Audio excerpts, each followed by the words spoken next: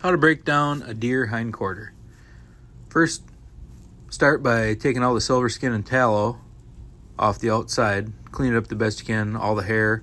Wipe it down with a damp rag. Take off all the freezer burn, any bloodshot, anything that might got too much air. Pull all that off of there. Then you cut the shank off, which is what I just did. Now you're working on the femur bone. You follow the femur bone all the way down, and you basically just start up there by the hip socket, cut all the way around it, and follow it up to the knuckle.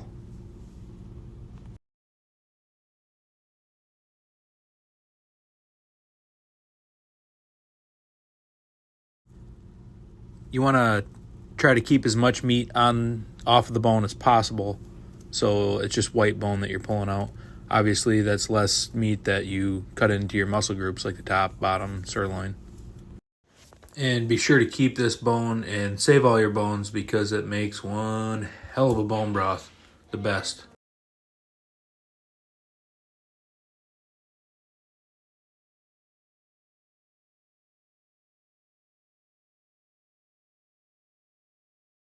And here I'm just cutting the femur out, and there she goes. And your next step is to pull the sirloin off. That's also known as the football muscle. And you just follow the muscle groups. That's pretty much this whole thing is you're just following the muscle groups. There'll be silver skin separating all the groups, and you just follow them. You can almost do it with your hands, which I do a few points in this video, but this hindquarter was frozen prior to this video being made, so it wasn't coming apart as well as it should have. It really doesn't take much to process your own deer. Yeah, it's pretty laborious, but man, is it rewarding work.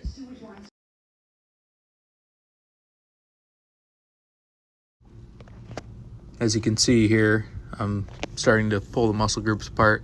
Right here is the most important part of the whole process. There is a gland in the middle of all those muscle groups, and you must get it out. If that gets into your grind in any way, shape, or form, it'll taint all your meat, and it is terrible. But now that that's out, I'm starting to work on separating the top round from the rest of it.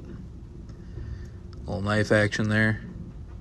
That's all it is. Pull a little bit with your hands, and you can see where the seams are. Cut with a knife. There's the eye of round.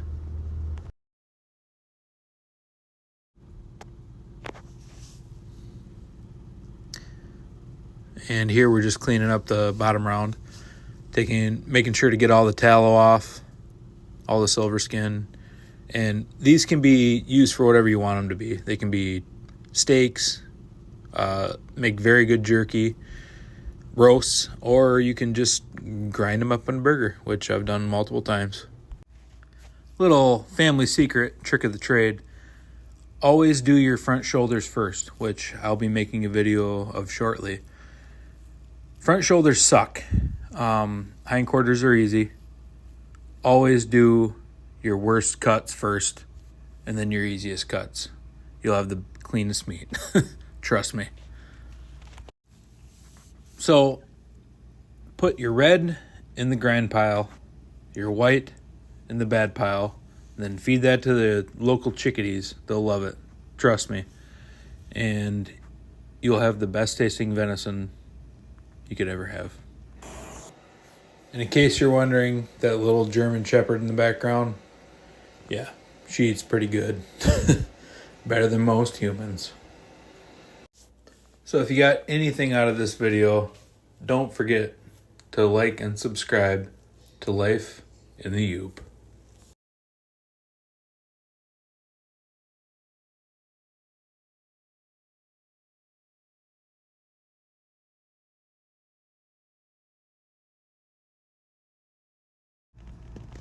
So here you have the hindquarter. There's your sirloin, football roast, bottom round, top round, eye of round, and your femur bone, which I turn into bone broth, which is awesome. And there's your grind pile. That's actually your tri-tip there, but I figure it's not big enough to mess with, so I always put it in the grind pile. But if you wanted it, there it is. Get rid of all the tallow, most of the silver skin, anything you can. Just make that pile as red as it can be, pick at it for a while, and it's awesome.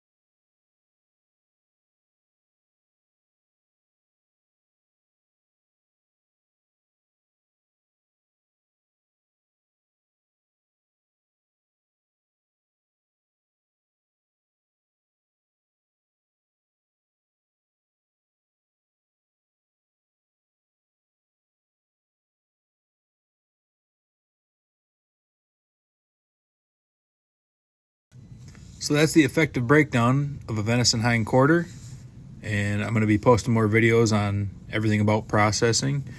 And that's life into you. Don't forget to like and subscribe.